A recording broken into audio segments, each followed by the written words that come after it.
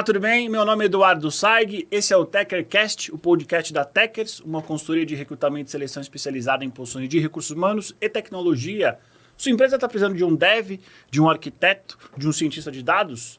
Está precisando de um vice-presidente de recursos humanos, um CTO, um CIO? Conte com a gente. Entre no www.teckers.com.br e solicite um orçamento. Ficaremos muito felizes em conversar com você.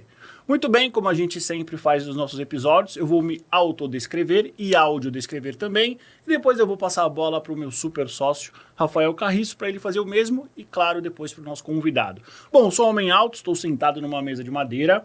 Temos uma televisão de umas 60 polegadas com o nosso logo, que é laranja e branco. Tenho o meu cabelo recém-cortado, óculos preto, uma barba relativamente bem feita de ontem, camisetinha azul listrada, uma tatuagem grande no braço direito, calça jeans. E é isso. Agora, meu sócio, Rafael Carriço, vai se áudio e autodescrever.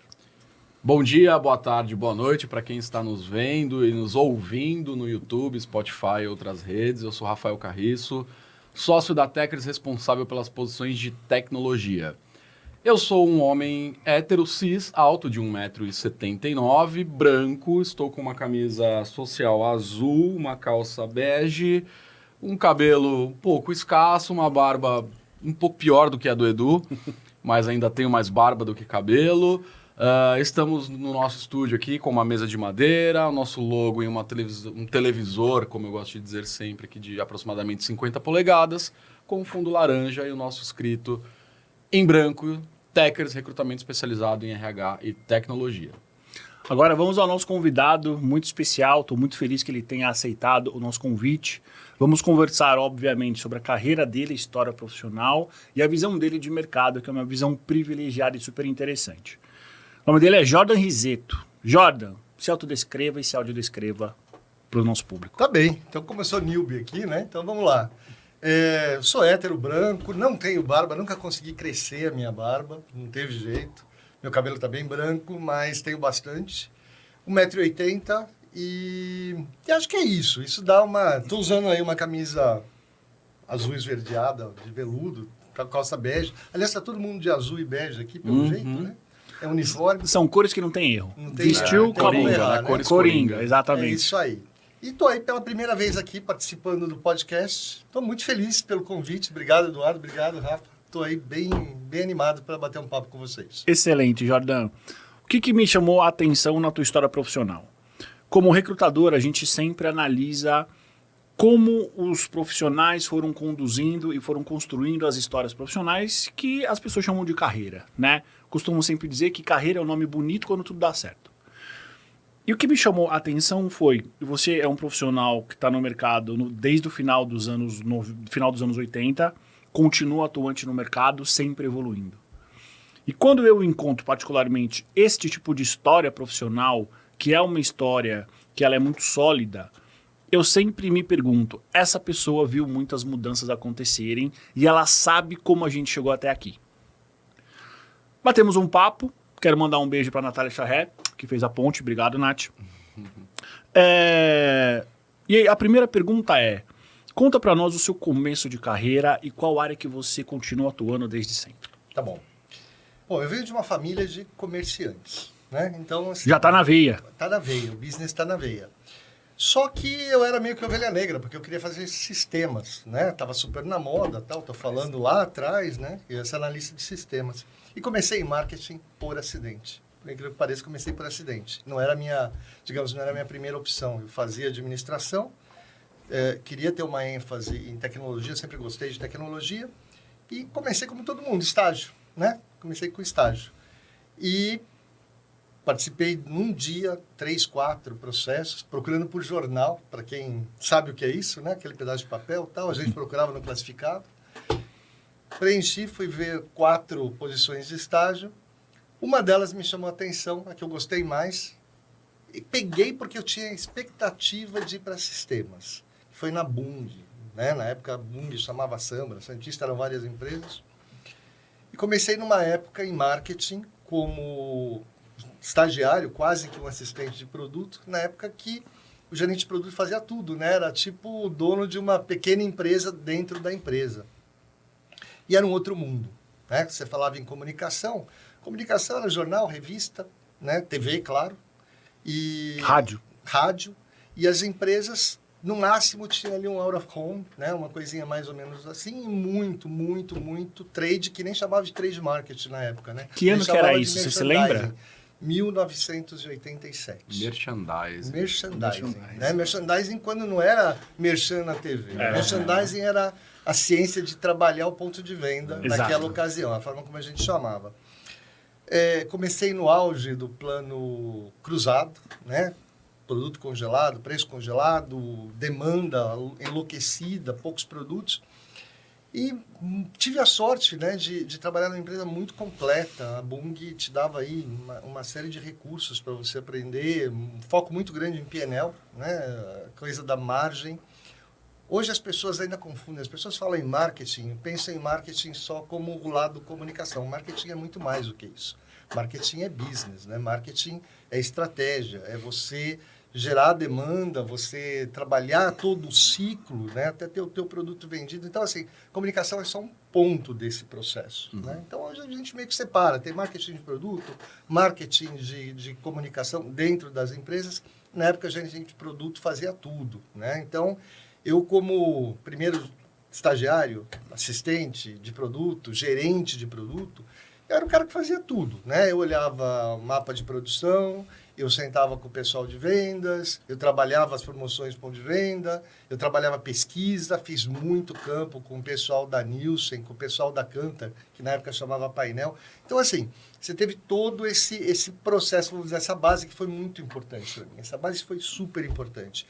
Só que logo na sequência o mercado começou a mudar. Né? Eu estou falando de 87, 88, 90, 91... Plano Collor. Exatamente. Veio aí o segundo plano... aquela coisa de você, de repente, não ter dinheiro, teve que mudar uma série de parâmetros de negócio. Na sequência, veio aí uma aceleração de demanda com uma inflação galopante, mudava o preço toda hora. Você chegava no supermercado, estava o cara com a maquininha lá, né? Então, você chegava, você tentava fazer um acompanhamento de produto e era difícil você gerenciar isso. Porque diariamente as coisas mudavam, tinha, né? assim, O preço mudava diariamente. Exatamente. As lojas ficaram enormes, porque todo mundo comprava no dia...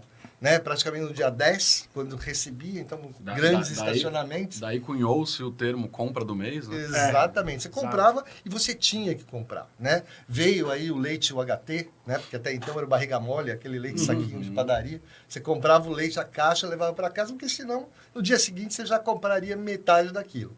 É um outro mundo também. Só que, junto com isso... Né? Você teve aí os planos econômicos, mas começou a mudar a tecnologia. A gente trabalhava o DOS, você trabalhava o Lotus 1, 2, 3, você trabalhava... chegou o fax, né? Fax, não existia e-mail, chegou o fax e logo na sequência veio a internet. Agora, imagina o profissional, eu tive a sorte, né, de ser estagiário, assistente, gerente de produtos, eu era um profissional bem jovem nesse momento, com muita orientação para a tecnologia. Você seguiu a famosa trilha de carreira passo a passo, foi estagiário. Exatamente, tudo como manda o figurino na época. Faculdade, né, quer dizer, trabalho pré-faculdade, a faculdade, estagiário, assistente de produto, trainee, gerente de produto. Era esse o caminho, né? E aí, eu acho que talvez, já que a gente está falando de carreira, uma coisa que ajudou a diferenciar e ajudou nesse processo de transformação, porque a transformação foi rápida. Já naquele período, você começava a ver gente saindo do mercado. Por quê? Você sai de um processo, digamos, de certa lentidão, né, para uma aceleração, porque o mercado ficou febril, o próprio mercado estava essa dinâmica por conta de pricing, o mercado era fechado ainda, você não tinha tantas marcas internacionais.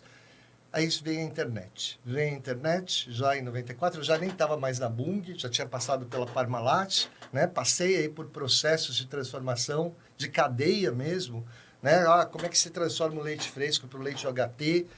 Foi quando você começou a trabalhar, né, as embalagens tipo Tetra Pak para uma série de produtos. E, ao mesmo tempo, tecnologia acelerando. Está longe do digital ainda, né? Ainda o que dominava o espaço, você ainda estava falando de rádio, TV, jornal, né, revista, mas você já começava a ver surgimento de algumas outras coisas. Você via os sites, né? Você ainda não tinha o online, né? Como é hoje. Um canal, né? Mas já começava a surgir alguma coisa nessa direção. Uhum. E era curioso, porque você via os colegas da tua idade, né? A faixa, estou falando de 25, 28, 30, e as pessoas meio começavam a sentir dificuldade de lidar com o processo de transformação. Qual era esse processo de transformação que você se lembra? Basicamente, o seguinte, entender que o mundo se move e que, por exemplo, do ponto de vista de produto, as pessoas estavam recebendo muito mais inputs. Por quê? Veio o cabo. Junto com o cabo vieram as séries americanas, Entendi. com ênfase. As pessoas começaram a viajar mais. Viajar para o exterior, até final dos anos 80, por conta do câmbio, era um negócio assim... Era muito não caro pra viajar, qualquer era muito né? caro viajar para fora. Quando chega plano real, principalmente plano real, veio quase que tudo junto, né? 91, 92, internet, aí vem na sequência o plano real, estabiliza a economia, você começa a ter A economia aí aquela... fica 1 para 1, né? Exatamente. Começa a entrar aí uma série de inputs para o consumidor, a classe D sobe para C, começa a consumir produtos, os iogurtes, produtos mais sofisticados. Assim, a mudança foi febril. Meados dos anos 90, a transformação da economia, junto com essa transformação de tecnologia, tirou muita gente do mercado. Sim, Isso que é a verdade, né? Porque muitas pessoas não conseguiam acompanhar aquilo.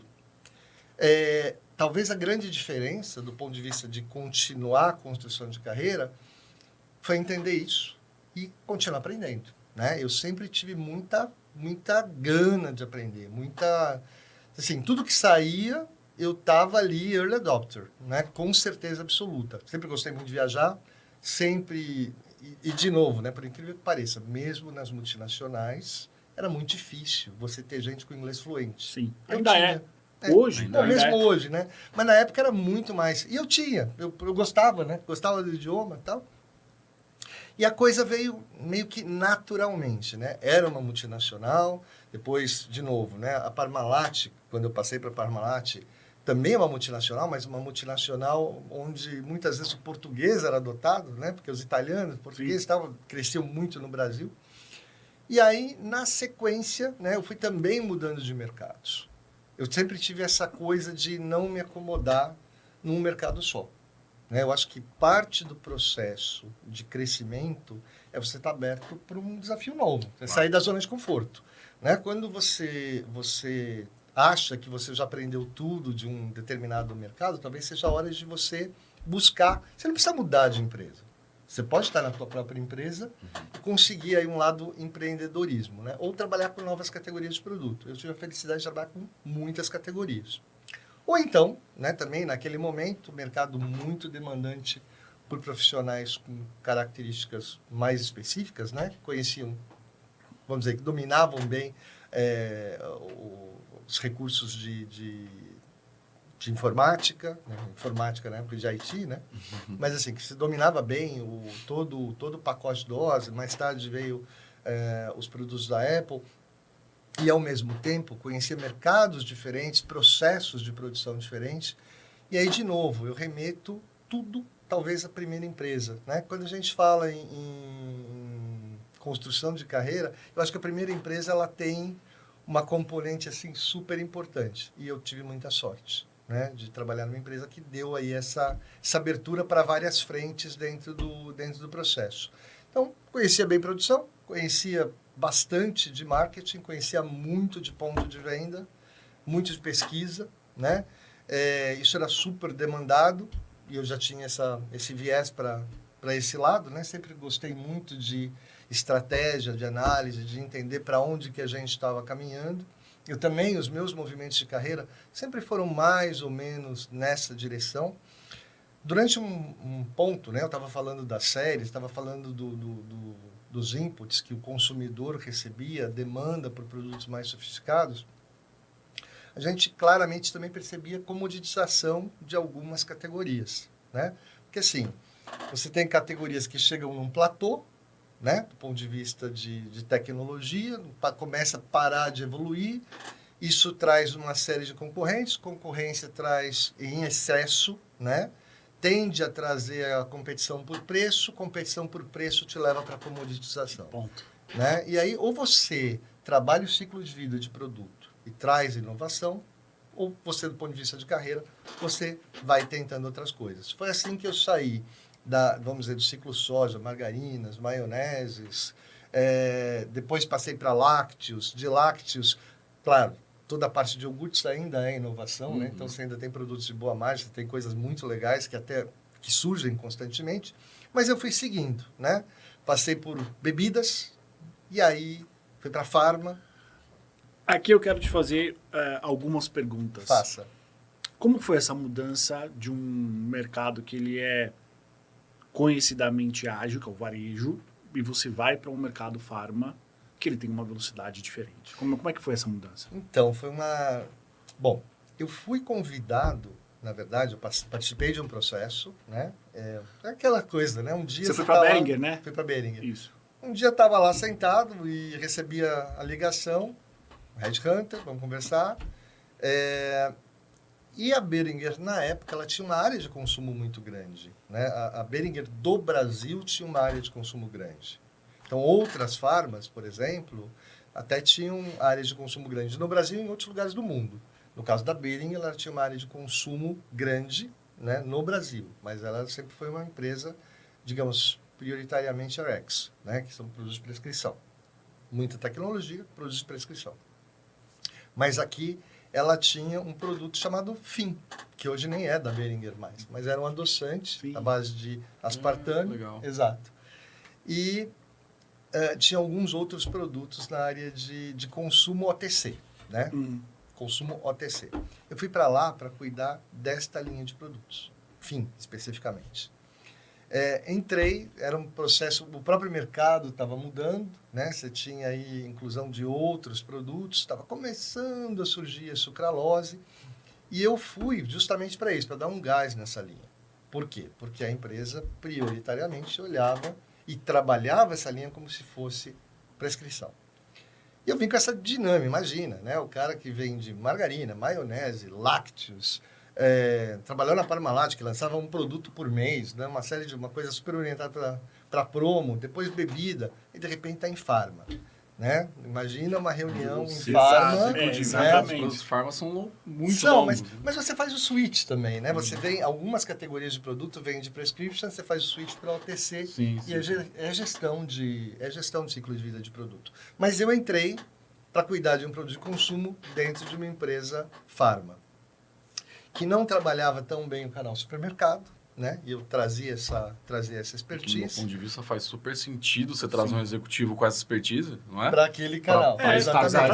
Exatamente. Mas você sabe que, assim, foi passado aquele primeiro momento de estranheza, foi uma das melhores experiências que eu já tive. Tá? A Boehringer também foi uma empresa, assim, uma baita empresa até hoje. Uma baita empresa até hoje. Amo de paixão. E aí, o que acontece? Eu trouxe, né? Poxa, vamos discutir isso. Vamos tirar esse produto da estrutura farma, né? Vamos olhá-lo do ponto de vista de P&L como um produto de consumo. Né? E essa foi, talvez, uma inovação que começou fora do marketing, ainda que faça parte do marketing, né? Você está falando de pricing. Isso permitiu aí olhar o produto também do ponto de vista de gestão de qualidade. Não era um produto que precisaria ficar 3 anos, né, em desenvolvimento. A gente estava falando de sucralose, estava falando de sacarina, ciclamato, enfim, outros produtos.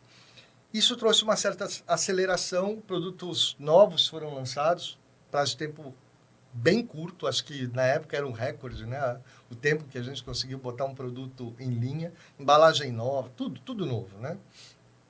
Isso acabou me credenciando para pegar o resto da linha de OTC, né? E aí, para quem não sabe, o que é OTC? Over the counter. São produtos são remédios, né? Mas eu estou falando de analgésicos, eu estou falando de produtos gastrointestinais, tipo laxantes, eu estou falando de cough and cold, de xaropes, né? Produtos para expectoração, enfim, são produtos que estão na farmácia, mas não necessariamente precisam de prescrição. Eles estão sobre o balcão, não precisa de receita, né? E aí o que acontece? Eu acabei pegando essa linha, né? Trabalhei no suíte de alguns produtos de prescription que eram, em sua natureza, poderiam ser OTC, né? Então saíram do médico e foram para o balcão, mas ainda tinha essa forte herança médica, né? Então, até o processo de comunicação tinha aí uma transição, era uma linha diferente, né? Então, por exemplo, eu tinha uma marca que era extremamente orientada para mães, então todo o processo de comunicação muito orientado para a mãe, né? O cuidado da mãe, a questão do bem-estar da mãe também. Não tem nada pior para uma mãe do que ver o filho doente, tossindo, sem conseguir dormir, né?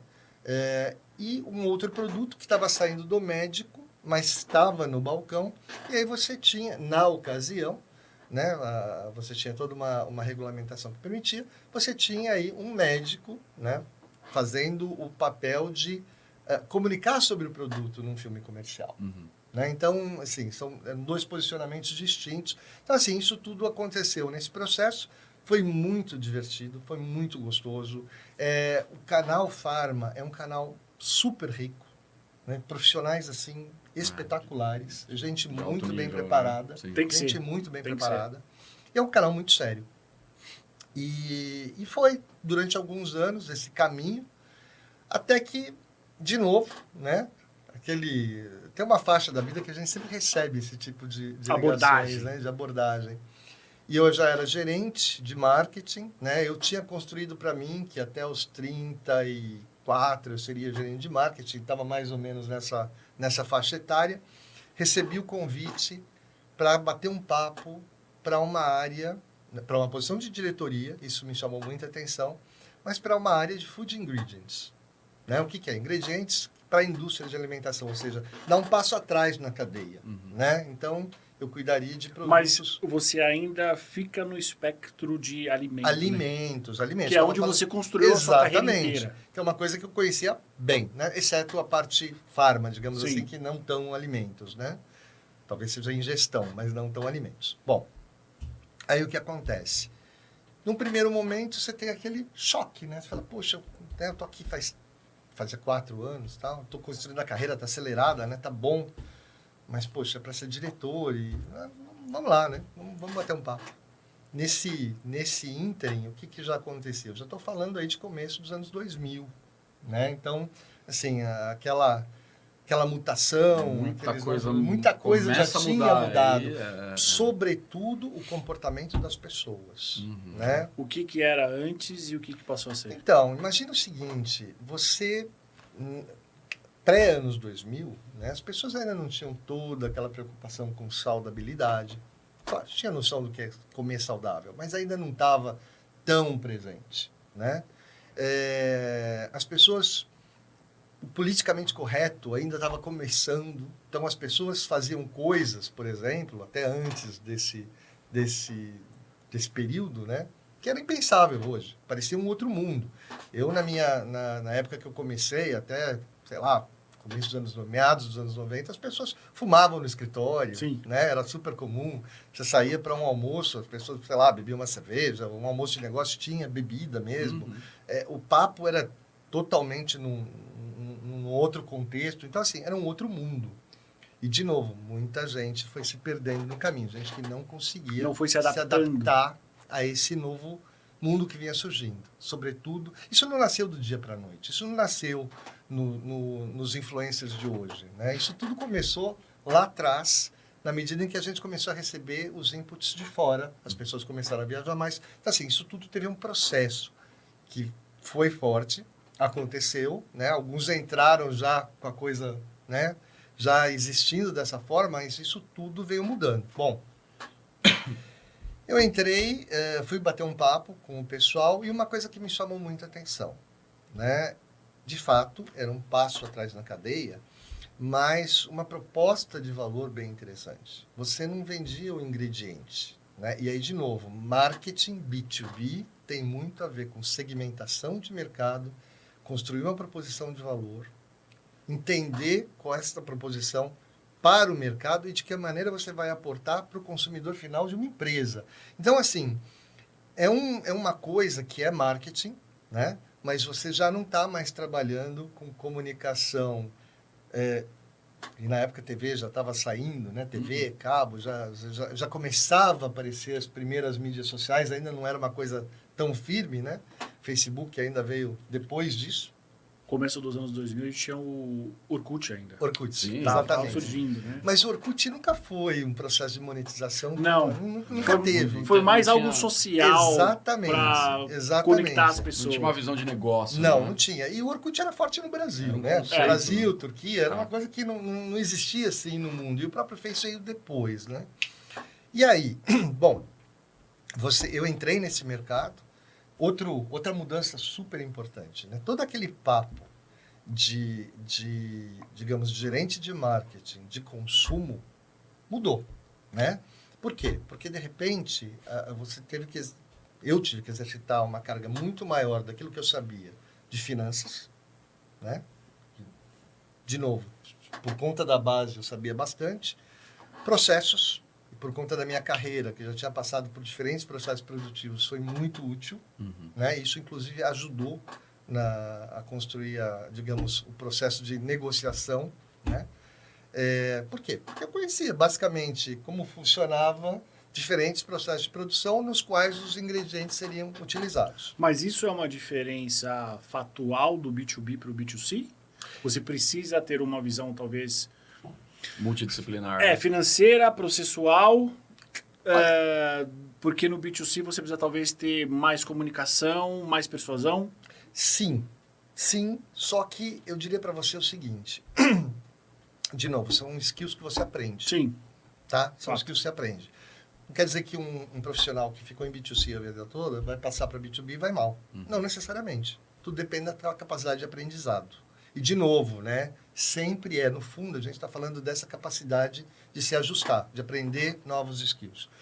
E aí foi, no meu caso, eu conhecia, né? Mas, de novo, foi um choque. De repente, eu já não estava mais lidando com produtos, eu estava lidando com o produto dos outros. Eu tinha clientes em toda a indústria. Toda a indústria. Então, eu tinha que chegar na empresa A e dizer, olha, o teu portfólio é esse, tá? Só que a tendência de consumo está indo para cá. As pessoas estão buscando produtos mais funcionais porque elas estão querendo viver mais, estão querendo viver melhor. Ou estão buscando melhor performance em exercício físico. E nessa fase, Jordan, já tinha-se uma área de trade marketing, inteligência de mercado, ou isso foi Não, já existia. baseado em experiência? Não, já existia. Testes? No B2B, inclusive, isso é menos utilizado, né? Quer dizer, pense o seguinte, toda a parte de trade market, ela realmente começou de 95 para frente, né? Né? Quando falei em merchandising lá atrás, o merchandising nessa época já era o que aparecia na TV, né? Você estava lá num programa de auditório, aparecia a tua marca, numa novela, aparecia a tua marca. Telefone, isso passou a ser merchan, né? Agora, mas no caso específico de trade market, que aí sim é você começar a analisar o ponto de venda de um ponto de vista científico, isso veio antes, né? Inclusive foi parte da construção, né? E aí você começa a ter, por exemplo, você começa a destacar o profissional de marketing, do profissional de vendas e o profissional de trade market. Exato. É onde eu queria chegar. Quando ocorre essa divisão no mercado, é que a gente tem perfis muito diferentes que foram... A gente tem perfis diferentes que foram moldando carreiras diferentes. Exato. E aí a minha pergunta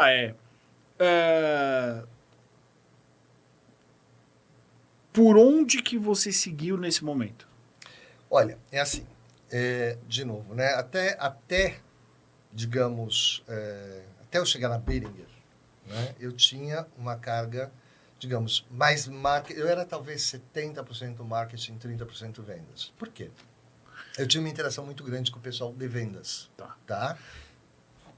Qual a tua opinião sobre o que é vendas e o que é marketing? Por que eu te pergunto isso? Porque tem muita gente que confunde uma coisa com a outra. Tá bem. Vendas, digamos, é o processo mais tático. Marketing é o processo um pouco mais estratégico. Vamos colocar nesses termos. São super complementares. Sim, né? uma São coisa super não complementares. Pensa o seguinte, vamos ficar no básico, tá? O que é marketing? Marketing é a composição do quê?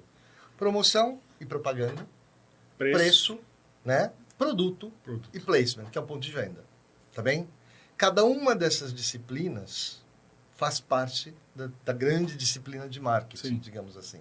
Então, é muito difícil um profissional de marketing que não quer ter nenhum tipo de noção de venda. Senão, ele é o quê? Ele é um profissional de propaganda, né, que tem o título de marketing, propaganda e comunicação.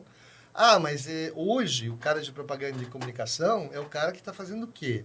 Ele cuida de comunicação digital, ele está olhando geração de leads, ele está olhando venda. Ok. Mas ele está olhando especificamente do ponto de vista de geração de demanda lá na ponta. Como é que você falava, como é que você fazia propaganda nos anos 80, nos anos 90, digamos, na primeira década, ou na primeira metade da primeira década dos anos 2000? Você posicionava o teu produto, você identificava o teu target sociodemográfico e você construía um processo de comunicação, um tiro de canhão, né? Que é falar com um monte de gente, com um determinado perfil, né? E provavelmente você ia vender para uma parte deste grupo. Para quem? Quem tinha uma dor, uma necessidade, podia pagar teu preço, encontrava o teu produto num determinado lugar. Era assim, mas você E essa gerava receita demanda, dava certo, né? E dava muito certo. Porque era a forma que você chegava. Ótimo. Ok. É. Com o processo de digitalização e digital, né? Você chega até a construção da persona. Você já não está mais falando só em target sociodemográfico. Você diz o seguinte, olha, o meu negócio é vender para o Rafael, a persona do Rafael, que é o cara hétero, cis, que gosta da combinação azul-bege, gosta de usar barba e tal, e por acaso ele gosta de pescaria, né? Então eu posso construir a persona do Rafael, que gosta de pescaria, e, poxa, eu vou construir um processo de comunicação digital que vai chegar até ele no momento em que ele está navegando, né? Num determinado site, num determinado espaço, ou vai receber dentro das suas mídias sociais, vai receber exatamente aquele impacto de comunicação para isso. Então, assim, eu estou falando com o Rafael. Eu deixei de falar com um grupo sociodemográfico e passei a falar com a persona do Rafael. Então, assim, essa foi a grande mudança no processo de comunicação. O que não significa, né? O que não significa que você pode simplesmente parar de pensar em canais. Inclusive, né? E aí eu saltei aí alguns anos, mas foi boa a tua pergunta, porque você sai daquela coisa do, olha, eu só trabalho com o supermercado, Sim. ou eu só trabalho com farma, Sim. ou eu só trabalho com online, você vai para a omnicanalidade. Né? Que está muito em linha do ponto que você trouxe sobre os novos cargos que foram criados, Sim. novas profissões e novos negócios. Porque a Exato. gente tem agências e empresas digitais que, baseado nesse conceito, entregam serviços de mapeamento e tracking de personas, estratégia de vendas, né? Então, quando você acha hoje que você está falando aqui sobre pescaria e o teu Instagram te sugere conteúdos de pescaria, porque esse conceito lá alguém atrás... te achou exatamente se Exatamente. disso. Exato. Então, assim, isso não existe em B2B, porque a gente está falando de B2B, né? Na verdade, enquanto B2B, o meu foco estava muito em produto, pricing e funcionalidade. Sim. Tá? Mas também segmentação de mercado é entender, tá bem, quais empresas necessitam da minha solução. Eu não vendi ingrediente, eu vendi uma solução. Então, por exemplo, eu passei a pensar de uma maneira mais racional. Perfeito. Então, imagina que meu cliente passa a ser uma empresa que, por exemplo, né, tá lá um portfólio super comoditizado, e aí você identifica uma oportunidade. Você fala, cara, essa empresa, ela poderia melhorar aí a sua rentabilidade, a sua penetração de mercado a partir da minha solução. Eu chego para você e digo, tá bom, você vende, sei lá, vamos pegar uma coisa bem commodity, arroz e feijão, tá? Você tem uma empresa, tem marca, inclusive, né? Vende arroz e feijão. Mas eu chego para você e digo, olha, vamos fazer o seguinte, uma carreta de caminhão custa tanto e te gera um ticket de tanto, né? Uma carreta de arroz, né? Bom, se você fizer, usando praticamente as tuas instalações, uma mistura, digamos, em pó, né, de uma bebida funcional à base de proteína vegetal, que está super em voga, né? Hoje as pessoas querem a proteína vegetal por uma série de razões. 3 caixinhas de 12 unidades cada vão gerar para você quase, eu estou exagerando, tá? Mas é quase isso. Essas 3 caixinhas vão gerar o equivalente em margem que essa carreta aqui. Tá bom? E você consegue produzir. E você consegue lançar isso e trabalhar a marca num espectro muito mais segmentado, porque eu estou falando de produtos funcionais. Né? O que você acha? Isso te parece legal? Parece legal você colocar um novo stream de receita, imagem no teu negócio? Parece interessante isso? A maior parte das pessoas fala, bom, se eu tenho que investir pouco, é o mesmo canal, eu estou usando a minha equipe de venda, por que não? Então, esse talvez seja o papel, e é o papel do profissional de marketing business to business, que tem muito de vendas, tem muito de estratégia, tem muito de entendimento do consumidor, para onde que a coisa está indo. Só que, por exemplo, não está trabalhando em comunicação. Não quer dizer que não vá, porque você tem eventos, você tem congressos, você até tem processos de comunicação em mídia segmentada, mas é menos. É segmentado, exatamente. Né? É menos. Agora, isso... E eu fiquei, 12 anos nessa carreira, né? Business to business. E me tira uma dúvida, Jordan, que é algo que eu tenho certeza que quem está ouvindo a gente, alguém tem essa dúvida, que é o seguinte. Como que essas negociações acontecem? Você, Jordan, trabalha para a empresa A e você quer fazer negócio com a empresa B. Trazendo para a nossa realidade, ou a gente vai conversar com o líder de compras, com o líder de tecnologia, ou com o líder de recursos humanos, ou com o presidente da empresa. Para a gente funciona assim. São esses 5 canais. Uhum. Como é que para você, nesse contexto de B2B, de líder de marketing de B2B, como é que você desenvolve um negócio como empresa que você nunca ouviu falar? Eu vou te contar que é o mesmo processo, só que não é bem o que você nunca ouviu falar. Porque assim, imagina o seguinte, você tem lá um determinado ingrediente X. Esse ingrediente, ele vai bem para a produção de bebidas em UHT. O UHT, para quem não sabe, né, é a típica caixinha, a clássica caixinha Tetra Pak. É um processo de esterilização e você pode colocar vários tipos de produtos ali dentro. Bom, o cara de marketing, que vale o que come, né, vai entender exatamente naquele mercado que ele está atuando quais são as empresas que têm. Primeira coisa, independentemente de estar nesse mercado, de estar num determinado mercado de funcionais ou não, tá? Quem tem capacidades para produção. Você começa por aí. Entendi. Existe um mapeamento intelectual. Exatamente. Você faz um assessment de mercado. Tá. Poxa, não, aquela empresa, ela não está nem, ela bota água na caixinha, não importa. Mas ela tem lá, ela tem um esterilizador, ela tem um processo. Por que essa empresa não poderia, por exemplo, vender uma água vitaminada, supondo que você está vendendo aí um mix de vitaminas? Ou uma água com proteína transparente, translúcida, que pode existir, que existe também, são tendências. Por que você não agrega valor a essa água, né? Adicionando aí propriedades funcionais que as pessoas estão buscando, né? Ou, por exemplo, energéticos, né? Então, assim, ingredientes que compõem aí funcionalidades para o energético. Então, primeiro você constrói tudo isso. Entendi. E aí você vai identificar, tá bem, dentro deste mapa, né? Quais empresas poderiam ter interesse em trabalhar com esta e esta solução, ou estas soluções de ingredientes. Por exemplo. E aí o processo de B2B é o mesmo. Primeiro você vai para os gatekeepers, né?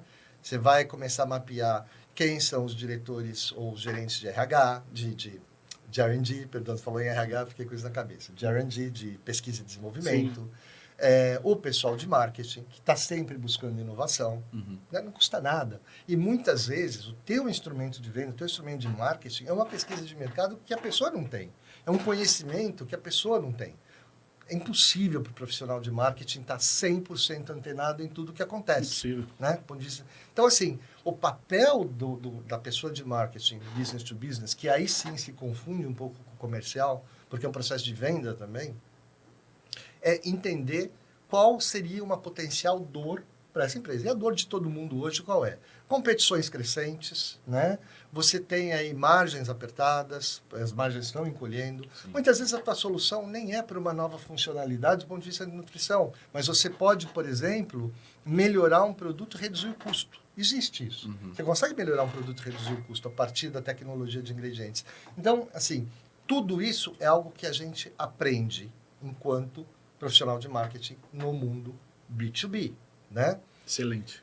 Isso foi, e de novo, outra vez, né, foi um acaso, porque foi meio que por acaso que eu passei para isso, mas que eu abracei com unhas e dentes, porque me dava uma oportunidade de empreender dentro da própria empresa muito grande. Imagina, você passa a ser responsável por N projetos. Você faz gestão de projetos. É diferente, né? Porque você está vendendo lá toneladas e toneladas, né? Ou quilos e quilos de um determinado ingrediente, mas você está empreendendo para outra pessoa. Sim. Né? Isso é muito gostoso. Eu sempre gostei muito disso. Cuidando do seu PNL, muitas vezes. Exato. Do meu PNL, sem dúvida, mas empreendendo para um que gera outro. receita. Exato. E aí eu cuidava da região, né? Eu comecei cuidando de América do Sul, depois fui para América Latina, aí comecei a trabalhar com os mercados europeus, africanos, Middle East. Então, assim, para mim, foi um período muito rico, onde aprendi demais. E aí, desenvolvendo novas skills, né? Porque eu passei a ter uma equipe regional, já não mais uma equipe do Brasil. Cada país é um país, não existe melhor, não existe pior, essa é a conclusão que você tem. São características Cada país diferentes. É só diferente, né? E no que importa é igual. Mas, assim, no geral, são características diferentes. Não existe essa coisa de, esse país é melhor que aquele país. Não. Mesmo aqueles que você tende a pensar que talvez não sejam tão bons, para quem está ali, foi criado numa determinada realidade, é aquilo mesmo, e é bom, e a pessoa gosta, e não tem nada errado com isso, né? E determinados produtos e comportamentos, tudo isso você aprende a internalizar. Isso, para mim, só foi possível a partir dessa indústria, que mais tarde me ajudou para o meu seguinte passo, né? E isso somando com o tema de aprendizado. O que aconteceu? Eu saí dali, né? De novo, recebi um novo convite para cuidar de Brasil, de novo, aí só Brasil, né? O que foi bom, porque minha filhinha tinha acabado de nascer e eu estava sempre, todo o tempo na estrada, né? Passava muito tempo na estrada. Minha filha, que hoje está com 15, né? Tinha acabado de nascer, estava com 1, 2 anos. Eu queria ficar um pouco mais perto, né? E, poxa, aceitei voltar, só que aí cuidar de um país de novo, linha de produtos em outro canal, venda direta. E aí que vem... Eu tenho algumas perguntas curiosas, pessoais minhas. Por favor. E quando o Edu trouxe, e quero te agradecer, aceitar esse convite, porque eu acho que é uma pauta muito relevante, né? Porque há 13 anos atrás, né? Para quem não sabe, o Jordan é vice-presidente da Herbalife hoje, né? Mas há 13 anos atrás, então, imagino que você ia falar disso agora, você recebe um convite para trabalhar em uma empresa que hoje, se tratando de marketing, é um case de sucesso. Com certeza. Herbalife, acho que dá para a gente esmiuçar aqui, né? Mas por um conceito de vendas diretas, de um produto diferente, disruptivo, que é 13 anos atrás, quando se falar de um produto como Herbalife, não é como se fala hoje, que já é algo que está dentro da casa de todo mundo, né? Foi algo disruptivo. Como é que foi para você encarar esse desafio, né? Como é que era a Herbalife há 13 anos atrás, né? Porque hoje a gente sabe o que é a Herbalife, não precisa nem... Ela se vende por si só. Mas como era a Herbalife há 13 anos atrás e como era para o Jordan aceitar um convite de entrar numa empresa com um produto tão disruptivo? Então, pensa que... Só lembrando que a Herbalife é uma empresa que tem 42 anos. Parece que tem 42 anos, é uma empresa americana, está com a base em Los Angeles. Pensa que, de novo, né, as coisas elas meio que vão se acertando naturalmente se você está atento para isso. E aí, já que isso é um podcast de carreira, eu acho que é o melhor comentário que você pode fazer para qualquer um. Você sempre tem que estar atento para tudo que você aprende, porque cada aprendizado tem valor para alguma coisa, para alguma etapa da tua vida. Sem dúvida. E a verdade é que a Herbalife foi minha cliente. A Herbalife foi minha cliente. Então, assim, eu, na verdade... Estava dentro daquele mapa ali que você desenhou. Exatamente. Na verdade, ela já era cliente até antes de eu entrar, né?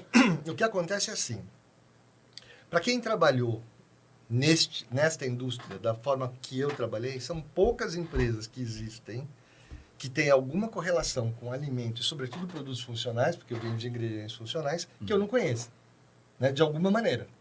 Ou foi minha cliente, ou eu mapeei, ou eu conheço algumas características, né? E a Herbalife estava dentro desse hall. E eu, ledo engano, achava que conhecia venda direta, né? Porque, falei, conheço o produto, né? Venda direta. O que tem de tão diferente em venda direta que eu já não tenha visto? Poxa, eu já passei por farma, já passei, né? Já conheço canal atacado, conheço, né? De alguma maneira, já conhecia o online, porque a gente já tinha um trabalho online também dentro de Food Ingredients, e eu sempre gostei de empreender, então, de alguma forma, eu também tinha esse lado, do ponto de vista pessoal, eu também conhecia bem, e sempre gostei de tecnologia. não tem nada de tão diferente assim, né? Ledo engano, é um outro mundo. Até a vírgula, É um né? outro mundo. Venda direta é um outro mundo, né? E também é uma indústria que está em transformação. Hoje a gente discute dentro da venda direta se o nosso DNA, né? Se nós somos um DNA de tecnologia que usa pessoas ou se é uma empresa de pessoas que usa tecnologia. Você tem essa discussão no canal. E aí já não estou nem falando como um profissional da Herbalife, estou falando como um profissional da indústria. Eu também faço parte da Associação de Indústria. Eu sou vice-presidente do board da BVD, né? Que é a Associação Brasileira de Venda Direta. Exatamente. Aí, tá vendo? Obrigado pelo... Em couro. Associação Brasileira das Empresas de Venda Direta. E toda a indústria passa por esse momento. Porque, no final das contas, a gente está falando de ferramentas e de omnicanalidade, né? Que é uma coisa assim muito presente. E aí, estou falando de 12 anos, não 13, 12 anos, a empresa estava num processo de mutação. Essa indústria ela muda muito rápido também, né? O que é essencial não muda, que é justamente a construção de embaixadores que têm uma paixão pela marca, né? E apresentam um produto a partir de uma experiência pessoal, né? Você começa como um usuário, um consumidor do produto e se torna um empreendedor. Não que não tenha gente que comece diretamente como empreendedor da venda direta. E, outra vez, é muito importante pensar isso. A venda direta é um modo de empreender. Não é um bico, não é uma alternativa. Não, é um empreendimento. Tudo que você faz em venda direta pressupõe você gerir o seu estoque, você tem um ciclo de venda, você tem a administração do teu próprio PNL. Não importa se você está vendendo por um catálogo, que está cada vez mais raro, né? Mas existe ainda. Mas você tem um pequeno negócio. Mesmo que você esteja buscando apenas renda extra, você tem um pequeno negócio. E a venda direta, diferente de outros canais, então imagina assim, você está no marketing tradicional e você vende para as cadeias de supermercado. O canal não é teu. Você conhece bem o canal, mas o canal não é teu. Você está em business to business, você tem a tua produção e você vende para outras empresas. Então, é o B2C e o B2B. Né? Na época, a Herbalife era um B2D. Venda da empresa para o distribuidor. O distribuidor é o empreendedor e é independente. Isso funciona para nós e funciona para as outras empresas de venda direta. Qual é a diferença? Venda direta tem duas modalidades. Né? Você tem a venda direta empresa, distribuidor, cliente. Você tem a venda direta empresa, distribuidor, que tem outros distribuidores, né? Que também compram na empresa. E aí, seus clientes, que é o multinível, né? Ou o famoso network marketing, marketing de rede. Né? E como é que funciona isso? Na venda direta mononível, você tem como forma de ganho a tua venda, a tua margem do varejo. Certo. No multinível, você tem a tua margem no varejo e você tem o que você ganha de, vamos chamar tecnicamente de comissões. Na Herbalife a gente chama de royalties e bônus, né? Mas no fundo é quase como se fosse uma comissão sobre o trabalho de outros. Então a margem, né, do canal ela é mais ampla, porque ela tem que financiar a margem do varejo e este processo de comissões. Bom, e é assim que funciona. E é um canal que tem como dominância principal, de novo, aí sim, você está falando de marketing, e olha que coisa legal. No passado, né, e essa talvez seja a grande diferença, eu vou voltar lá atrás outra vez, desculpa, eu vou e volto no tempo. Quando você falava em marketing, comunicação, você falava nas TVs, né? Nas TVs, jornais, revistas, é o tempo do criativo super-herói. Todo mundo queria ser criativo de agência de ponta, né? Porque o criativo era o cara que tinha o maior salário, era aquele cara que ia para Cannes, isso existe ainda, tá? Mas mudou, né? Mudou, porque no final das contas, com o processo de comunicação digital, você passou a ter muito mais agências, né? Você democratizou o processo de comunicação. Era impossível para alguém que tinha um pequeno negócio, por exemplo, fazer comunicação em larga escala sozinho. Sim. Você precisava de uma agência, você precisava construir um filme. E não tinha grana Era pra muito fazer. caro. Não tinha como. Você tinha um folheto de rua, era o que você fazia. Hoje, o que acontece? Eu monto um pequeno negócio, né? Eu sento na minha rede social, eu monto literalmente o meu anúncio, né? O meu anúncio, entre aspas. Eu construo a mídia, né? Eu digo para quem eu quero chegar, eu traço, olha, eu estou localizado aqui. Então, eu quero que pessoas nesse raio nessa circunferência de até 5 quilômetros, elas venham até mim. Talvez 5 quilômetros é muito, você fala de muita gente, Claro. né? Mas o painel das mídias sociais, da Meta, que são Facebook e Instagram, ou WhatsApp, que está tudo ali, ou o TikTok, esses painéis, eles te dão aí a abrangência que você vai ter, o alcance que você vai ter. Isso não existia, né? Isso dependia da agência. Então, imagine o seguinte, mudou a esse ponto. E aí, o que acontece? Você que queria ser o criativo, isso existe ainda, mas já não é aquela pessoa quase que olímpica, tinha direito a ser louco, né? No passado, as pessoas imaginavam, o cara é doido, mas ele é criativo, tudo bem, não tem problema nenhum. Né? Hoje é um pouquinho diferente isso. E aí, o que acontece? Uma coisa bem bacana. O profissional de venda direta, muitas vezes se torna quase que um social media influencer. Sim. Tá? Se torna isso. Inclusive, e aí voltando de novo para o lado carreira, você não entra nisso falando com milhares e milhares, porque aí você está falando com milhares de empreendedores que atingem milhões de pessoas. Sim. Né? Você... para minha próxima pergunta. Exatamente. O processo de comunicação muda. Você ainda pode estar na mídia, né, mídia de massa, que é o caso de algumas empresas da venda direta, sobretudo as mononível, que podem fazer isso, mas já hoje usam muito mídias sociais. E as vendas das empresas de multinível, que aí sim usam comunicação digital em larga escala. E aí você tem um ecossistema. Como é que funciona esse ecossistema? Você tem a empresa, que tem os seus próprios sistemas, tem as suas próprias redes sociais e faz comunicação nas suas próprias redes sociais, comunicação paga, né? Não o post orgânico. O tráfego paga, né? E aí você tem o próprio distribuidor que também faz isso. O distribuidor também trabalha dessa maneira e constrói a sua própria marca. Eu fiz um mestrado na GV há uns 4 anos. E o meu trabalho de mestrado foi justamente esse, né? Que era a melhoria de performance do distribuidor a partir do uso de social selling. Né? Quer dizer, como é que eles construíam a sua marca e o seu trabalho. Então, assim, de novo, processo de construção de carreira. Eu já não era mais o diretor de marketing local, eu já era o diretor geral, mas eu sempre tive a curiosidade, sempre tive aquele... Né? Hoje a gente chama de lifelong learning, né? Que é o processo ao longo da vida. Sim. Mas eu tinha isso para mim.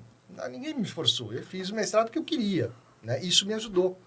A ponto de que, quando nós mudamos de estrutura, né, eu voltei a ser VP, voltei para o marketing, para ser VP de marketing para a região. Não mais o diretor geral, né, tocando a operação, e passei o VP de marketing da região, com um foco muito grande no digital, né? E isso num momento bem interessante, porque foi o momento em que vem a inteligência artificial. Pensa o seguinte... Desculpa, você quer fazer uma pergunta? Quero. Antes de você chegar no inteligência artificial, porque acho que tem um ponto, e é uma curiosidade minha de novo também. Tá. Como é ser um gerente, um vice-presidente executivo de marketing de uma empresa, né, de vendas diretas, marketing multinível como a Herbalife, no pós-pandemia? Por que eu estou te fazendo essa pergunta? Eu me lembro como cliente de vocês, né, antes da pandemia, não se tinha o modelo híbrido, ou era muito pouco. Então, assim, você cansava de ver espaços Vidas Saudáveis em todos os bairros, polos de empresas, etc e tal, né? Então, fazia parte de você almoçar, da tua rotina da semana, almoçar num espaço Vida Saudável. Eu imagino que a estratégia de marketing da Herbalife era uma. Pós-pandemia, a gente tem o híbrido. Sim. Então, empresas que pilotam 2 vezes no office, 3 vezes no office, 1 vez no office, ou seja, reduziu ali a audiência física nos bairros corporativos, Sim. né? A gente está na Berrine, que é um, por exemplo. Como é que é para o marketing de uma empresa como essa lidar com uma mudança de conceito como essa? Né? Muito- Deve impactar diretamente. Né? Impacta e foi também bem interessante, porque a pandemia vem no momento em que a Herbalife estava praticando um processo de segmentação, Uhum. né? Toda indústria, não importa se é mono ou multinível, ela tem aquelas pessoas que são associados ou se registram Uhum. como distribuidor, mas na verdade não são distribuidores. O consumidor. Compram para consumo porque Sim. tem um desconto, né? Tem um desconto de distribuidor. Um ano antes da pandemia, não chegou a ser um ano, alguns meses antes da pandemia, nós lançamos o modelo do cliente premium. O que é o cliente premium? É aquele cliente, né, que quer o produto, quer comprar direto da empresa no site, quer ter contato com o distribuidor, né, porque continua tendo esse contato, e quer o desconto, né, que é o serviço, que é o desconto. Então, nós criamos um modelo onde o distribuidor cadastra o seu próprio cliente, pode até ser dentro do seu próprio espaço Vida Saudável, né? Você tem um cliente, você fala, poxa, você não vem todo dia. E acontece mesmo, já acontecia na época. Sim. As pessoas pensam na Herbalife como perda de peso. Muita gente pensa na Herbalife como perda de peso. A Herbalife não é só isso. É um grande negócio para a Herbalife porque existe uma pandemia. Pensa que no Brasil, só falando em Brasil, são 205 milhões de pessoas. Você pensa aí no IBGE que fala em obesidade e sobrepeso numa ordem de 54%, você fala em 100 milhões de pessoas. 100 milhões de pessoas. Se você pensar em classes ABC, vamos falar aí 60, né? Se você falar em toda, né? A ABC 60 milhões. Se você pensar em nível de obesidade, né? Você tem aí esse mercado potencial, obesidade e sobrepeso, no qual você pode vender. Então, é um grande mercado, sem dúvida. Mas antes disso, nós já vimos desenvolvendo outros mercados. Fitness, né? Performance, vida ativa e saudável, envelhecimento saudável. A gente tem produtos para todas essas categorias. Eu tenho um produto chamado Onactive, por exemplo, que permite o quê? Ele é para maiores de 40 anos. A partir dos 40 anos você começa a perder massa magra. Então, é legal você consumir mais proteína. O nosso produto, especificamente, ele também tem uma funcionalidade. Ele tem uma combinação de luteína e zeaxantina, que são ingredientes funcionais de alimento que te permite melhorar a saúde dos olhos e até cognição, né? Então, esse produto, ele atua na perda de massa magra, saúde dos olhos, cognição, envelhecimento saudável. Poxa, é super legal.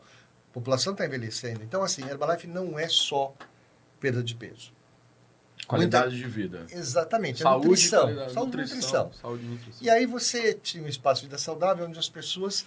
Você tinha realmente gente que ia todo dia, porque estava na sua jornada de perda de peso, e o distribuidor ajuda muito nisso. Mas você tinha gente que ia para se sentir bem... Esporadicamente. Ou não tem, sabe? Ou chegar, não é tão esporádico. 2, 3 vezes por semana não é tão esporádico, né? Mas, ao mesmo tempo, não tinha, às vezes, o produto em casa. Então, o próprio distribuidor cadastrava esse cliente como um cliente premium e essa pessoa passava a ter acesso, ou passa a ter acesso, à compra de produto, recebe em casa, rápido, né? Com desconto. A gente tem um programa de brindes, de prêmios, a pessoa ganha brindes, tem uma série de coisas sem perder necessariamente a conexão com o distribuidor. Isso veio um pouquinho antes da pandemia. Quando veio a pandemia, o que aconteceu? Cliente premium, boom, estourou. Né? Foi super legal. E aí o impacto, imagino eu, que foi positivo. Deixa eu só mudar um pouco o super legal do ponto de vista de business, o fato de ter vendas. criado, né, foi horrível. Sim. Mas o fato da gente ter o cliente premium, Claro. né, Foi uma ferramenta. benesse uma ferramenta Óbvio. neste modelo. Muito bacana. A despeito da crise que foi a pandemia. Muito melhor que não tivesse existido. Bom, feito esse disclaimer, né, acaba a pandemia, mas o cliente premium continua. E aí a gente começa a entrar num processo, vamos dizer, a leitura da Herbalife do que seria o omnichannel, a omnicanalidade, que é estar presente em vários canais. Hoje, por exemplo, você é um cliente da Herbalife, você pode comprar de um distribuidor e ter todo o suporte desse distribuidor. Você pode ser um cliente premium e comprar direto, por exemplo, da própria Herbalife, receber em casa. Você pode ir no teu espaço Vida Saudável, tem menos do que depois da pandemia, justamente por isso também, né? Aqui na Berrini tinham vários, hoje tem menos, mas mesmo esses que tinham espaço Vida Saudável, hoje estão trabalhando outros modelos de negócio, usando aí as ferramentas que a gente disponibiliza, né? Então, assim, muda um pouquinho o perfil, o próprio distribuidor desenvolveu competências incríveis do ponto de vista de social selling. É incrível você ver isso. A gente mesmo trabalhou em formação, né? Muito do que a gente oferece, por exemplo, a gente tem um aplicativo chamado HN Grow, né? Herbalife Nutrition Crescimento Grow, com conteúdo para que a pessoa aprenda a construir a sua marca nas mídias sociais. Interessante. Então, isso é um processo muito bacana mesmo, porque, de repente, o distribuidor, ele passa a ter acesso a gente que está em outro estado, outro país, e a gente sempre permitiu isso, né? Você, sei lá, você por algum motivo, você viu um post orgânico de um distribuidor que está aqui em São Paulo. Fala, poxa, eu gostei muito, né? Eles começam um papo, e o WhatsApp ele é prevalente nesse ambiente também, né? E não deixa de ser uma rede social 1-on-1, mas é uma rede social. Sim. As pessoas começam a usar isso, e aí o que acaba acontecendo? Elas passam aí a se contatar. O distribuidor poderia mandar produto para ela, mas o que é mais fácil fazer? Eu vou te cadastrar, eu tenho um kit virtual, eu te cadastro, e aí você compra direto. E aí você passa a comprar direto. Fantástico. Vocês construíram um negócio de educação. Exatamente. Né? Exatamente. Muito louco isso. E agora, a próxima etapa é justamente as inteligências artificiais. Que é onde você... Então, pense assim, inteligência artificial não é uma questão de ser ou adotar. Você já adota, talvez você nem saiba, mas você já adota, Exato. né? E você vai adotar mais. O quanto fundo você vai. Por exemplo, nós acabamos de lançar um aplicativo, não deixa de ser um aplicativo, é uma ferramenta que permite que o distribuidor trabalhe as suas redes sociais usando inteligência artificial. Para postagens? Para postagens. O que essa inteligência artificial faz? Ela ajuda a construir conteúdo, ela ajuda a botar imagem, ela está setada prioritariamente para Instagram, Facebook, LinkedIn, inclusive, né? E é uma ferramenta da Herbalife exclusiva para os distribuidores. Na verdade, é assim, a gente, dentro desta ferramenta, você tem um módulo Herbalife, Sim. mas ela não é exclusiva da Herbalife, ela existe para o mercado, né? E tem várias, não é só. Sim. Né? Mas é que essa que nós optamos, ela tem aí uma pegada muito boa para venda direta. Tá. Né? Então, você tem várias ferramentas, algumas mais adaptadas para venda direta do que outras. Nesse caso, a gente achou um match perfeito. E funciona muito bem. Além disso, você tem, por exemplo, ferramentas de inteligência artificial que podem te ajudar na sua forma de atenção. Sim. Né? Você está lá 24/7.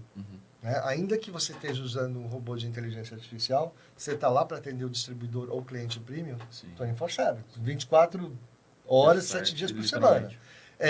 Você passa a ter aí ferramentas, por exemplo, que estão mais atrás, estão dentro do processo, mas que te permitem aí monitorar melhor teu processo de produção, por exemplo. Né? E você vai incorporando tudo isso. Você cria ferramentas, por exemplo, que permitem a pessoa se projetar, né? De uma determinada forma, com peso, ou se você pensar em outros segmentos, como cosméticos e tal, cor de cabelo, cor de batom. Então, assim, você cria aí um ecossistema usando a inteligência artificial que até então não existia. Isso tudo começou o quê? Começou com o GPT, que, na verdade, inteligência artificial tem 50 anos.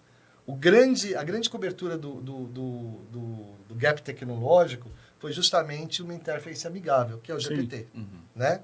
Depois vieram as outras, mas um espaço de tempo muito curto. E todo dia surgem coisas novas. Sim. Todos os dias. Ando usando bastante e me surpreendendo. Você tem que usar, né? Não tem como. O próprio o Office, ele tem o Copilot, né? Em vários dos... Não é só aquele Copilot que aparece no Bing, né? Ele tem Copilot, hoje ele te ajuda a fazer uma apresentação de PowerPoint, ele te ajuda uma série de coisas. E é isso. Então, assim, voltando para a carreira, como é que você consegue, né, ser um profissional que entrou lá atrás, quando a impressora fazia aquele... Matricial. Para quem né? lembra, né, a impressora matricial, para o que a gente tem hoje, né, sem perder relevância.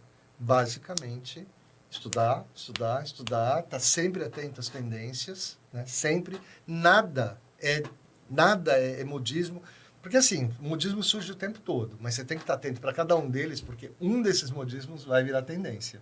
E aí você tem que estar pronto. Essa era uma pergunta que eu ia te fazer lá atrás, quando você começou a falar do teu início de carreira. Você se lembra de algum modismo que as pessoas falavam, cara, isso é o futuro e não foi?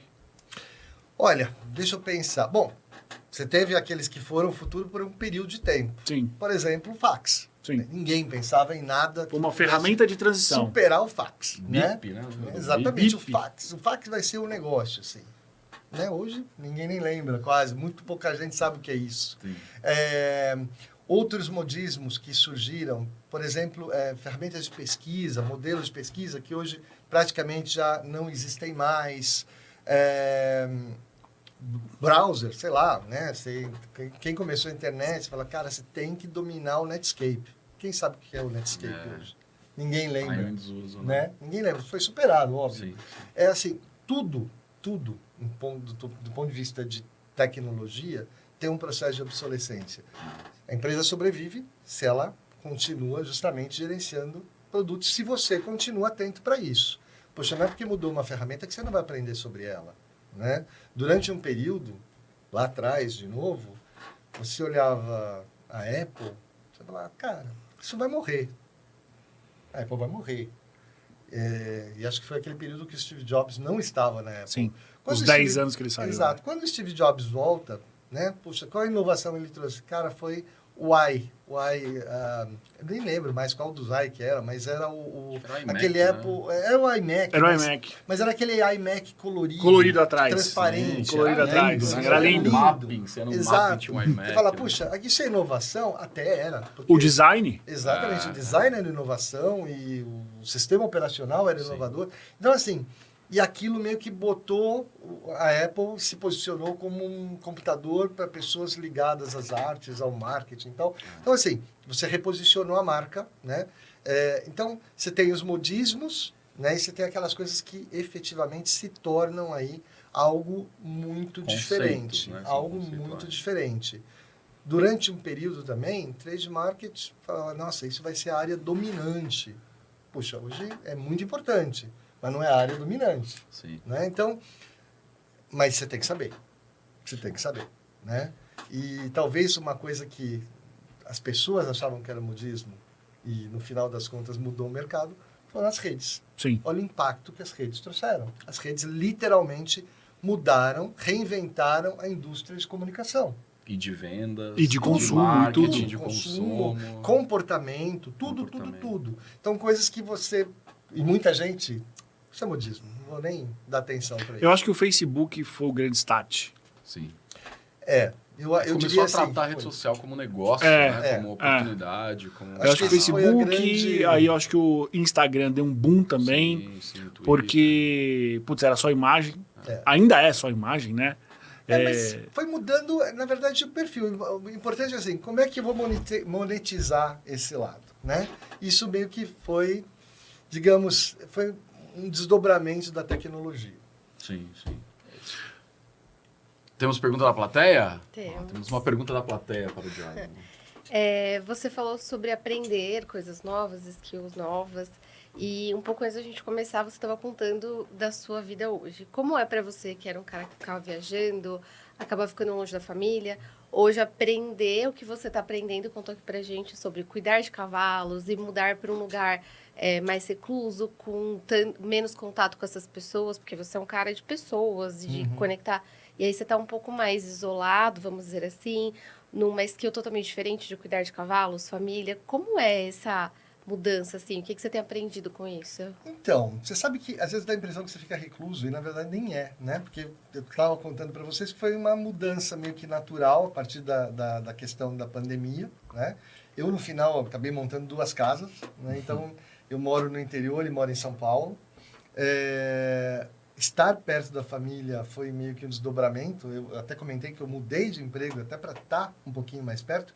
Mas eu continuei viajando muito. Eu acho que eu mudei da forma como eu entendia estar perto de família. A tecnologia ajudou, né? Total. Não existia, por exemplo, nessa época que eu estou falando, não existia você pegar o seu telefone e fazer uma chamada de vídeo, por exemplo. Não existia. Isso era ficção científica, né? E, de repente, você incorpora esse negócio de uma maneira super natural. Eu passo um bom tempo de qualidade perto da minha família. Eu tenho os animais, né? Particularmente, eu não cuido, mas eu gosto muito. Então, assim, eu tô lá o tempo todo. A gente estava falando agora há pouco, para quem não sabe, eu tenho uma casa em São Roque, né? Então, assim, tem os restaurantes ali em volta, tem o Museu do Carro, tem coisas super legais. E a gente viaja, né? A gente viaja todo ano. A gente tenta fazer pelo menos uma viagem boa para estar junto, né? E o tempo todo. Então, é assim, a diferença é que a maior parte do tempo eu estou conectado, que era uma coisa que não existia também, né? E dava para falar, por exemplo, do BlackBerry, que todo mundo achava que ia ser o negócio, morreu na mão de uma tecnologia mais moderna, mas você está o tempo todo conectado, não existe. Eu estou falando com vocês aqui, eu estou sentindo meu telefone vibrar o tempo todo. Sim. A gente está sempre conectado, sempre, sempre, inclusive nos fins de semana. Lembrando que venda direta é um mercado muito ativo, né? O tempo todo você está lidando com pessoas. Então, e são milhares. O tempo todo você tem conexão, o tempo todo está acontecendo alguma coisa. Então, o estar conectado, a tecnologia, ela te rouba alguma coisa, mas ela te dá muita coisa, né? E você saber jogar com isso é super importante. E a mesma coisa, né? A minha filha, por exemplo, ela não consegue conceber um mundo sem isso, né? Ela tem 15 anos. Não consegue conceber um mundo sem mídias sociais, sem estar falando comigo, ouvindo música e estar vendo um pod, né, aqui de outra coisa, de um influencer. Aqui, o tempo todo. E às vezes, né, você chega, ela está lá rindo no quarto e tal. Você chega no quarto, ela está lá jogando com as amigas. Uma está em São Paulo, a outra mudou para Portugal e o ciclo se manteve. Olha que coisa diferente. Num espaço de tempo muito curto. Muito curto. Muito curto. Eu quero aproveitar o gancho da pesquisa da plateia e te fazer uma pergunta também, porque dá para ver na tua trilha de carreira que você é um executivo que constrói projetos a longo prazo. Uhum. Né? Então, você passa por bastante tempo dentro das empresas. Isso é meio que um commodity quando a gente olha para executivos de outras gerações, né? A gente está acompanhando hoje uma geração que é muito mais ansiosa, que troca muito de oportunidade. Até o Edu, se quiser dar um jump aí na discussão. Mas, ao mesmo tempo, você é um cara que é early adopter, né? Eu sou early adopter. Quem é early adopter? Quem usa esse termo é early adopter, né? Você é um cara plugado à tecnologia e à internet. O que você tem de mensagem para passar para essa geração de agora? Porque, assim, a minha preocupação é, beleza, o vice-presidente de uma empresa de vendas diretas daqui a 20 anos que está na cadeira do Jordan, como é que será que vai ser a trilha desse cara, né? O que ele vai precisar ter para chegar até lá? Exatamente. E, concluindo a minha pergunta, aonde o Jordan quer chegar? Porque a gente está falando com um cara que está no nível tático das empresas há muito tempo. E a gente sente a sua energia, esse gás, né? Não parou aí a tua carreira. Imagina que você deve ter outras aspirações. Tem outros planos, sem dúvida. Mas, assim, primeiro, para a geração que está aí, né? Não vou nem falar que está chegando, que está aí. Que está, exato. Aproveita o caminho. Acho que a mensagem é aproveita o caminho. Sem ter necessariamente uma ansiedade de crescimento. Exato. A ansiedade é normal, eu também sempre tive. Sim. Né? Isso não quer dizer que você precisa ficar mudando de empresa a cada 3 6 anos. meses. Não vou nem falar 3 anos, tem gente que quer mudar a cada 6 meses. Exato. O reconhecimento vem, né? E tudo bem, você vai subindo até o quê? Aonde você quer chegar? Né? Então, legal, vamos supor, se coloca numa situação dessas, você entra, começa a trabalhar, um ano você muda de empresa para o próximo cargo, no seguinte ano você muda para o próximo cargo, no outro ano você muda para o próximo cargo, vamos dizer que você conseguiu chegar a diretor em 5 anos, tá bom? Não, tô falando de diretor de verdade, não só o título, né? Não aquele diretor que tem salário de... Wannabe, né? Não, tô falando de diretor de verdade. Tá bom, o que vai acontecer contigo? E aí, você vai para onde? E o teu caminho, e o teu conteúdo, né? Tem uma frase que é muito interessante, que é assim, você é promovido até o limite da sua incompetência, Não sei se já ouviu essa frase, né? Tem um ponto que você para, né? Ou você pode continuar evoluindo. Aí talvez seja o momento de você analisar a tua mudança. Mas a verdade é assim, se você não aproveita o caminho, você vai viver angustiado o tempo todo. O tempo todo. É muito mais legal você usar essa energia para você fazer onde você está crescer, para você construir um legado, a tua história, né? Eu olho para trás e falo, cara, eu deixei uma marca por onde eu passei. Com certeza. Eu deixei. Conforme você vai subindo, é óbvio que você passa a ficar mais tempo. Houve um momento que as pessoas olhavam para mim e falavam, nossa, você muda muito. Poxa, ficou 5 anos na empresa. Era mudar muito. Pois é, né, cara? As coisas mudaram, É né? maluco, As coisas né? mudam, né? Exato. Mas assim, eu fiquei 3, 4, 5 anos, tal. Tem uma passagem que foi um ano só, mas não tinha nada a ver com a empresa, não tinha nada a ver com o ímpeto de carreira. Foi que realmente foi um lance de surgir uma oportunidade bacana e eu acabei abraçando, né? Mas tem que aproveitar, né? Então, assim, ansiedade é a pior coisa que pode acontecer com uma pessoa, né? Hoje está todo mundo na dependência. Você acha que você vai tomar uma pílula, você vai passar no teu psiquiatra, ele vai recomendar uma pílula, você vai tomar e vai ficar feliz da vida. Isso No passa. dia que inventarem Né? isso. E não, o tempo passa, você tem que olhar no tempo o que você quer ser. E aí, quando você fala em tempo, eu tinha 2 caminhos. Poxa, eu queria ser, eu imaginava, né? Olha, eu quero chegar até um determinado nível de carreira, quero ser o CEO e tal. Não cheguei. Eu sou, né, fui, sim, CEO local, mas não CEO da empresa, porque é uma multinacional. Tem um título de VP, que é super bonito, é super bacana. Estou nos níveis mais altos aí. Isso é super legal.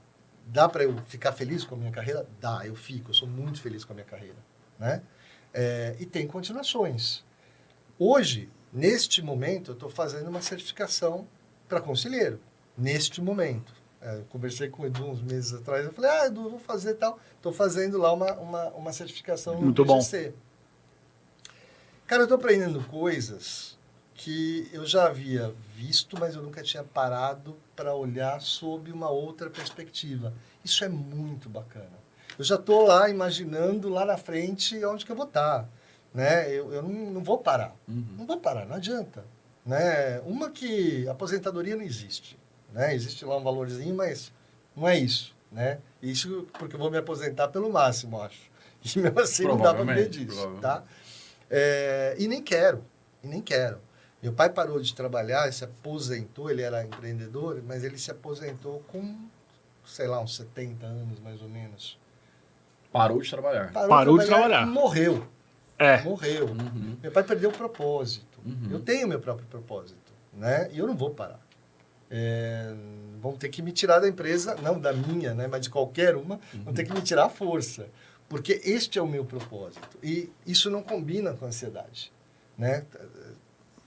Quando você sabe onde que você quer estar, você está fazendo alguma coisa que você gosta, você entende que você está aportando um valor, cara, é o que melhor pode acontecer. Propósito e ansiedade não combinam. Poderoso isso. É interessante isso. É interessante. Então, assim, eu estou nesta fase. Então, você me perguntar, eu estou no fim de carreira? Muito pelo contrário, eu me vejo na metade. Eu tenho ainda todo um caminho que eu quero percorrer, né? E o seu caminho vai ser ainda com vendas e marketing, ou vai ser eventualmente como conselheiro, ou ainda não está claro para você? Olha, eu diria para você o seguinte, uma vez vendas e marketing, sempre vendas e marketing. Sim. E no fundo, assim, não existe. Vendas e marketing é business. Você vai estar em negócio. business, Ponto. você vai estar em negócio. Exato. Não tem como. Não Exato. tem como. Eu sou médico. Não importa. Hoje o médico precisa construir sua imagem em algum local. O dentista precisa construir, o dono de clínica. Não importa. Claro, o propósito é salvar vidas, é ajudar pessoas, mas é muito importante. Não é só administrar que pessoa a clínica, né? Domine, porque afinal as pessoas precisam viver. Claro, então claro. tem que dominar esse ciclo, né? Que talvez antes era só no boca a boca, que sempre foi uma coisa super importante, só que agora o boca a boca, ele depende das redes, Sim. né? As redes vão durar para sempre? Provavelmente elas vão evoluir, né? Eu acho muito difícil, e aí já pensando em futuro, eu acho muito difícil você ter exatamente esse formato, tá? Mas certamente elas vão evoluir, vão inserir a inteligência, como já inseriram de fato, né? Hoje você pega o LinkedIn, por exemplo, o LinkedIn tem um beta, tá lá, você tem lá uma feature de inteligência artificial. Sim. E vai continuar seguindo nesse caminho. Então, elas vão evoluir para incorporar. A inteligência artificial generativa é um step, até chegar à inteligência artificial geral, que é aquela que pensa, né? A gente Que é o não tá lá terceiro ainda. estágio. É o terceiro Exatamente. estágio. Ela não está lá ainda, mas vai chegar em algum momento. E a gente tem que estar pronto para isso.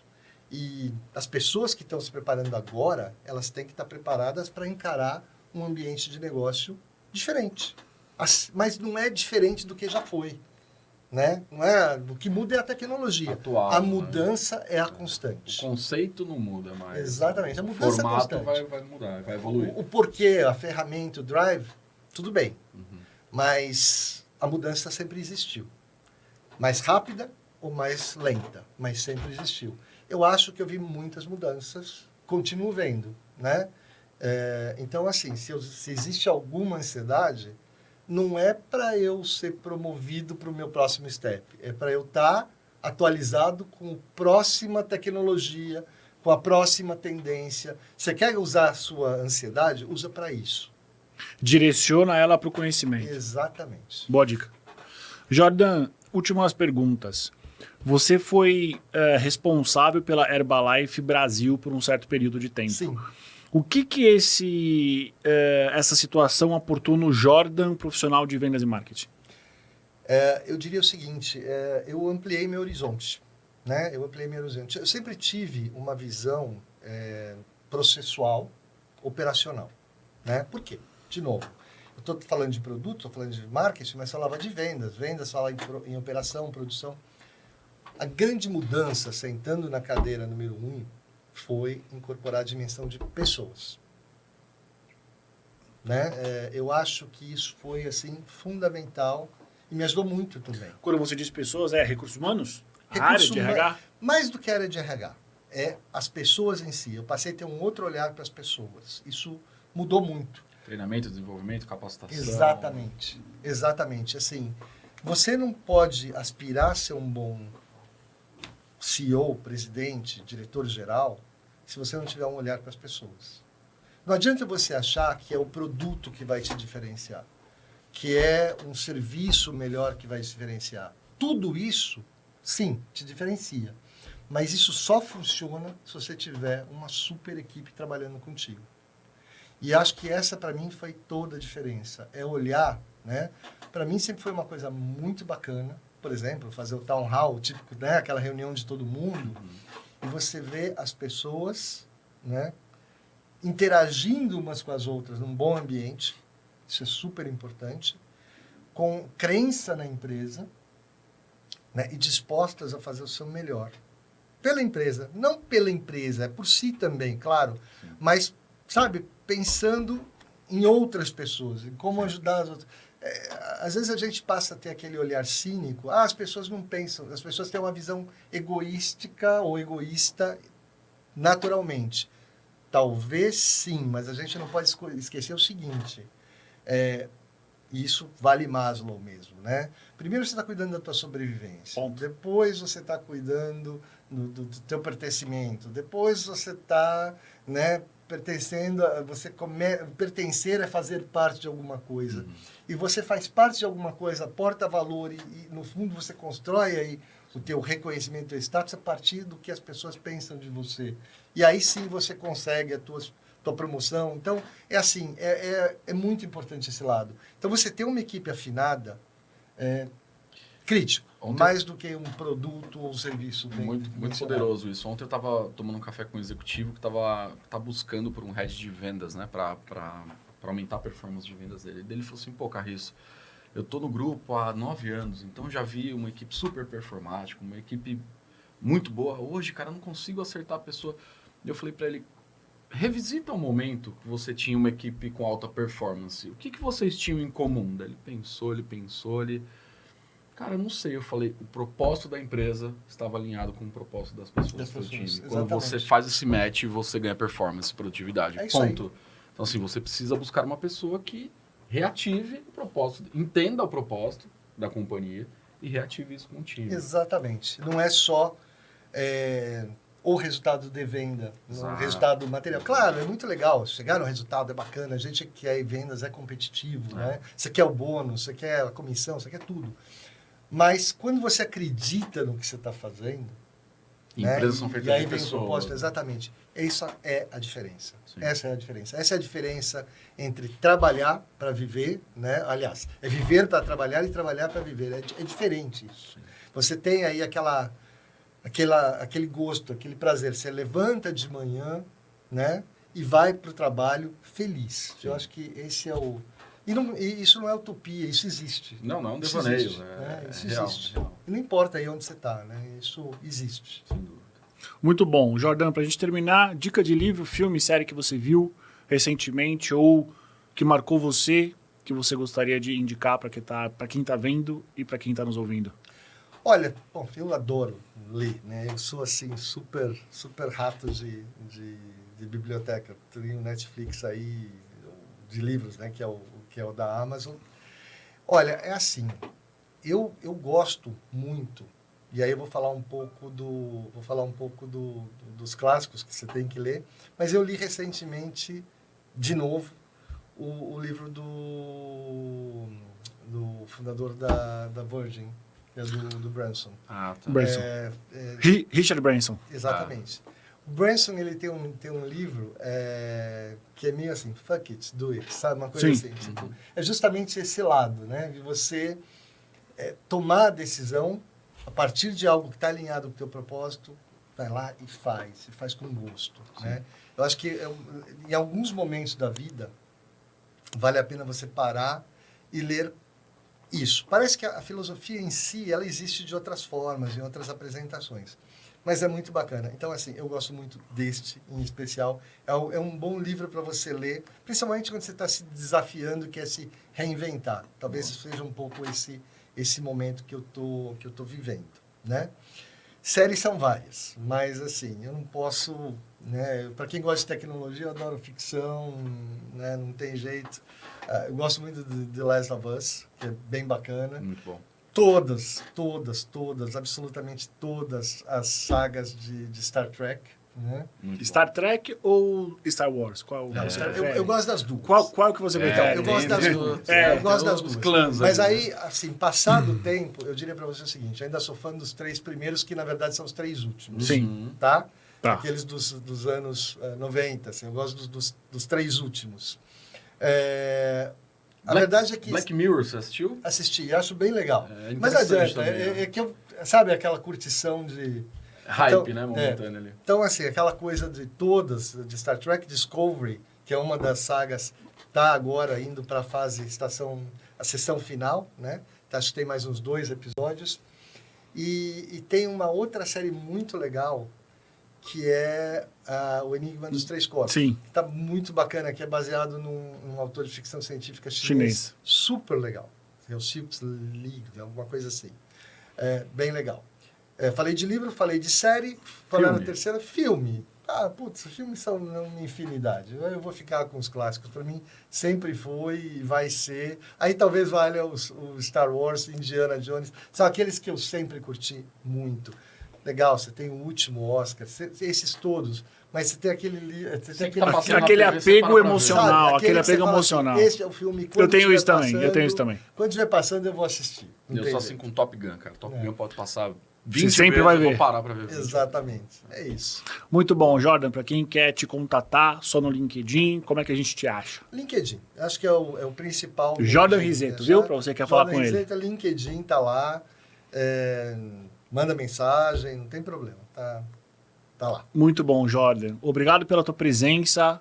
Meu querido sócio Rafael, muito obrigado também por abrilhantar essa mesa. Um prazer. Para você que está vendo a gente, está nos ouvindo, muito obrigado. Não se esqueça, curta, compartilhe, se inscreva nos nossos canais e até o próximo episódio. Eu que agradeço.